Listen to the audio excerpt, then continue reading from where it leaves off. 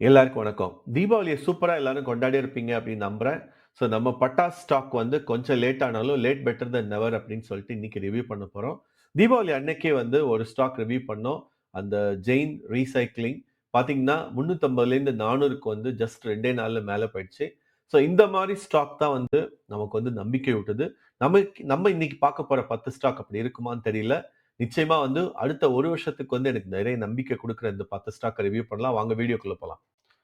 இந்த கியூரேட்டட் லிஸ்ட்ல நான் முக்கியமா வந்து எதிர்பார்க்கிறது என்னன்னா, நல்ல ஹை பொட்டன்ஷியல் செக்டாரா இருக்கணும். அதுல பார்த்தீங்கன்னா, ஷிப்பிங், டிஃபென்ஸ், அப்புறம் இன்ஃப்ராஸ்ட்ரக்சர் பூம், கொஞ்சமா பேங்கிங், அப்புறம் முக்கியமா ரினியூவபிள் மேனுஃபேக்சரிங். இதுதான் நான் வந்து பெருசா ஃபோக்கஸ் பண்ணியிருக்கேன். ஸோ என்னோட எதிர்பார்ப்புப்படி இந்த 10 ஸ்டாக்கும் நிச்சயமா அடுத்த 1 வருஷத்துல வந்து பெர்ஃபார்ம் பண்ணணும் அப்படிங்கிறது எதிர்பார்ப்பு. ஸோ இதுல முக்கியமா வந்து எல்லா கம்பெனியும் நல்ல ஃபண்டமெண்டல்ஸ் இருக்கணும் அல்லது டர்ன் அரவுண்ட் ஸ்டோரியா இருக்கணும். இதுதான் வந்து நான் பெருசா வந்து கிரைட்டீரியா வச்சிருக்கேன். இதுல நம்ம ஃபர்ஸ்ட் பார்க்க போறது ஹிந்துஸ்தான் ஏரோநாட்டிக்ஸ். நம்ம சேனல்ல நிறைய வாட்டி நம்ம அதிகமா ரிவ்யூ பண்ண ஒரு கம்பெனி அப்படின்னு கூட சொல்லலாம் ஹிந்துஸ்தான் ஏரோநாட்டிக்ஸ். இப்போதைக்கு வந்து ஒரு 4800 ரேஞ்சில கிடைக்குது. இண்டஸ்ட்ரி பியை விட நல்லா கம்மியா இருக்கு. பெக் ரேஷியோ இது அவ்வளோ ஈஸியா வந்து குறைஞ்சு நான் பார்த்தது இல்ல. கடன் கிடையாது. ஸோ மெயினா பார்த்தீங்கன்னா, கவர்மெண்ட்டோட சப்போர்ட், அப்புறம் 1,50,000 கோடிக்கும் மேல ஆர்டர் புக், அப்புறம் இப்போ புதுசா வந்து எக்ஸ்போர்ட்டும் ஸ்டார்ட் பண்ணியிருக்கிறது. ஒரு பெரிய காம்பவுண்டராவே வந்து இது லாங் டெர்ம்க்கு இருக்கும் அப்படிங்கிறது என்னோட எதிர்பார்ப்பு. Zero debt, government policy support, ஸ்ட்ராங்கான return on equity, return on capital employed அப்படின்னு சொல்லி எல்லா விஷயத்திலயும் வந்து சிக்ஸர் அடிக்கக்கூடிய ஒரு பங்கை நான் இதை எதிர்பார்க்கிறேன். ஸோ நிச்சயமா வந்து வாட்ச் லிஸ்ட்ல வைங்க. ரீசெண்டா நான் ரொம்ப ஆக்சிடென்டலா இன்ஃபேக்ட் வந்து ஒரு 2 வாரத்துக்குள்ள ரொம்ப ரிசர்ச் பண்ண ஒரு கம்பெனி பார்த்தீங்கன்னா, போக்கர்னா. இவங்க வந்து முக்கியமா வந்து இந்த குவார்ட்ஸ் சர்ஃபேஸ் அப்படிங்கிற கிரானைட்ஸ் அப்புறம் வந்து கல்லுகள வந்து நிறைய வந்து எக்ஸ்போர்ட் பண்றாங்க. முக்கியமா யுஎஸ், யூரோப்ல வந்து நிறைய எக்ஸ்போர்ட் பண்றாங்க. இவங்களோட ஏர்னிங்ஸ் ரெக்கவரி, அப்புறம் எக்ஸ்போர்ட் டிமாண்ட், அப்புறம் இப்போதைக்கு உள்ள நல்ல வேல்யூவேஷன் இதெல்லாம் வந்து நிச்சயமா வந்து ரொம்ப சூப்பரா வந்து இதுக்கு வந்து எதிர்காலம் இருக்கு அப்படின்னு எனக்கு தோணுது. என்னோட ஆவரேஜ் பிரைஸ் பார்த்தீங்கன்னா 800 சொச்சம் தான். கிட்டத்தட்ட ஒரு 2 வாரத்திலேயே வந்து 100 பாயிண்ட்டுக்கு மேல நான் போனது நானே எதிர்பார்க்கல. இருந்தாலும் இதோட பி ரேஷியோ இப்பவும் நல்லா இருக்கு. பெக் ரேஷியோ சூப்பரா இருக்கு. மத்தபடி இதோட மத்த வேல்யூஸ் அது இன்ட்ரின்சிக் வேல்யூ, ஆர்ஓஇ, ஆர்ஓசி எல்லாமே வந்து என்ன ஆச்சரியப்படுத்துச்சு. ஸோ இப்போதைக்கு ஒரு 36% 52 வீக் ஹைல கீழ இருந்தாலும், இது நிச்சயமா வந்து இன்னும் ஒரு 20% ரொம்ப ஃபாஸ்ட்டா வந்து மேலே ஏறிடும் அப்படிங்கிறது என்னோட எதிர்பார்ப்பு. அடுத்ததா 3வதா உங்களுக்கு ரொம்பவே பரிச்சயமான பாரத் எலக்ட்ரானிக்ஸ். இதுவும் ஹெச்ஏஎல் மாதிரி என்னோட ஃபேவரைட் டிஃபென்ஸ் ஸ்டாக். எல்லா விதத்திலயும் ஃபண்டமெண்டல் சூப்பரா இருக்கு. இது வந்து பிஎஸ்யூல ஒரு ஸ்டார்னே சொல்லலாம். ஏன்னா ரேடார், ஆவியானிக்ஸ், கம்யூனிகேஷன் சிஸ்டம் சொல்லி இந்தியால எல்லா விதத்திலயும் கவர்மெண்ட்டுக்கு தேவையான டிஃபென்ஸுக்கு முக்கியமா தேவையான விஷயங்கள் வந்து இவங்க பண்ணி தராங்க. அப்புறம் வந்து சூப்பரான மார்ஜின் இருக்கு. பெருசா வந்து காம்படிஷன் கிடையாது. நிச்சயமா வந்து இப்போ புதுசா வந்திருக்கிற எக்ஸ்போர்ட் ஆர்டர்ஸ் வந்து ஒரு நல்ல விஷயம். இபிஎஸ், ஆர்ஓஇ, ஆர்ஓசிலாம் வந்து ரொம்ப ஸ்ட்ராங்கா, ஸ்டடியா இருக்கு. ஸோ இது நிச்சயமா வந்து ஒரு லாங் டர்ம் எஸ்ஐபி ஸ்டாக்னே சொல்லுவேன். 4வதா டாடா கேபிட்டல் ரீசெண்ட் ஐபிஓல லிஸ்ட் ஆன ஸ்டாக். ஸோ என்பிஎஃப்சில புது ஆட்ன்னு கூட சொல்லுவேன். ஏன்னா வந்து இது முன்னாடியே அன்லிஸ்டடா இருந்தாலும் லிஸ்ட் ஆனதுல வந்து நிச்சயமா புதுசா கேட்சப் ஆகும் அப்படிங்கிறது என்னோட நம்பிக்கை. ஸோ இப்போதைக்கு வந்து வேல்யூஷன் கொஞ்சம் ஜாஸ்தி தான். இருந்தாலும் இதோட அன்லிஸ்டட் பிரைஸோட கம்பேர் பண்ணா அது டிஸ்கவுண்ட்ல தான் லிஸ்ட் ஆச்சுன்னு சொல்லுவேன். ஸோ இப்போதைக்கு வந்து ஒரு நல்ல ஹெட்ரூம் இருக்கு அப்படின்னு தோணுது. தொடர்ந்து வாட்ச் பண்ணலாம். போன வாரம் சடனா ஒரு 10% ஒரே நாள்ல வெள்ளிக்கிழமை சூப்பரா மேல போச்சு. இந்த ஸ்டாக்கும் நம்ம சேனல்ல ரொம்ப அதிகமா ரிவ்யூ பண்ணியிருக்கோம். 200க்கும் கீழ இருந்து நம்ம ரிவ்யூ பண்ண ஆரம்பிச்சோம். இப்ப ரீசென்ட்டா 275 நோக்கி போயிட்டு இருக்கு. இது நிச்சயமா கூடிய சீக்கிரம் வந்து 300 தாண்டிடும் அப்படிங்கிறது என்னோட எதிர்பார்ப்பு. இப்போதைக்கு பெக் ரேஷியோ நெகட்டிவா இருந்தாலும், இது நிச்சயமா வந்து ஒரு டர்ன் அரவுண்ட் ஸ்டோரி. ஏன்னா ஷிப்பிங்க பொறுத்தவரைக்கும் 2 பிளேயர்ஸ் தான் மேஜர் பிளேயர்ஸ். ஒண்ணு ஷிப்பிங் கார்ப்பரேஷன், இன்னொன்னு வந்து ஜி ஷிப்பிங். இதுல வந்து பிஎஸ்யூ ரிவைவல் ஸ்டோரி அப்படின்னு கேட்டா அது ஷிப்பிங் கார்ப்பரேஷன் ஆஃப் இந்தியா. அது மட்டும் இல்லாம இதுக்கு வந்து குளோபல் ஃப்ரைட் ரேட், அப்புறம் வந்து முக்கியமா அண்டர் வேல்யூவேஷன், அப்புறம் ரீரேட்டிங் கேண்டிடேட் அப்படின்னு சொல்லி நிறைய பாசிட்டிவ்ஸ் இருக்கு.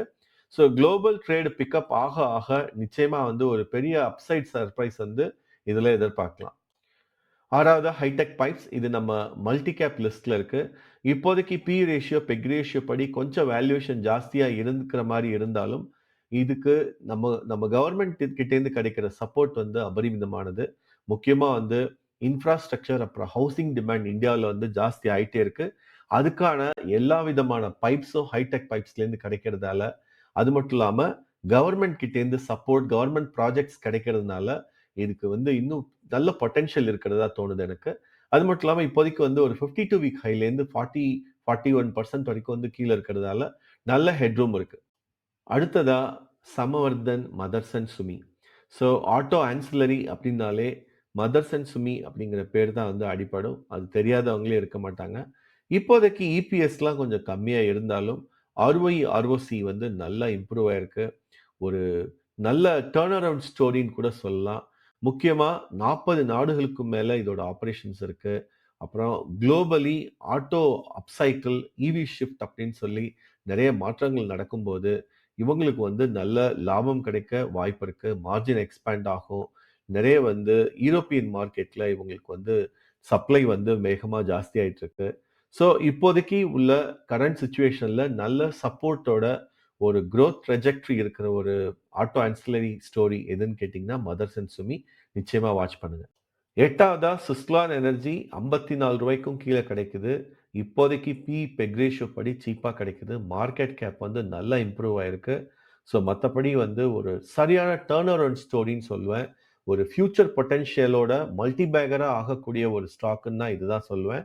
ஏன்னா இதோட ஆர்ஓஇ, ஆர்ஓசி பார்த்தீங்கன்னா, சும்மா பட்டைய கிளப்பியிருக்கு. ஸோ ப்ரமோட்டர் ஹோல்டிங் கம்மியா இருக்கிறது தான் ஒரு கன்சர்ன். நல்ல மார்ஜின் இம்ப்ரூவ் ஆயிட்டு இருக்கு. கடன் குறைஞ்சிருக்கு. ஒரு ரினியூவபிள் எனர்ஜி பைப்லைன் பொசிஷன்ல வந்து இந்தியாவை பொறுத்த வரைக்கும் கீ பிளேயர்னே சொல்லலாம். நிச்சயமா நம்ம வாட்ச் பண்ண வேண்டிய ஸ்டாக். 9வதா சவுத் இந்தியன் பேங்க். பேங்கிங்லேயே வந்து நிறைய பேங்க்ஸ் இருக்கு. எல்லாமே ரொம்ப நல்லா மேல போயிருக்கு இப்போதைக்கு. அதுல முக்கியமா ஓரளவுக்கு நல்லா சீப்பா கிடைக்கிற பேங்க் அப்படின்னு கேட்டிங்கன்னா, இந்த ஸ்மால் கேப் பேங்க் தான் சவுத் இந்தியன் பேங்க். ஸோ நல்லா இம்ப்ரூவ் ஆன ஒரு நல்ல ஸ்மால் பேங்க் அப்படின்னு கேட்டிங்கன்னா, இதுதான் சொல்லுவேன். காசா நல்லா இம்ப்ரூவ் ஆயிருக்கு. ப்ராஃபிட் குரோத் இம்ப்ரூவ் ஆயிருக்கு.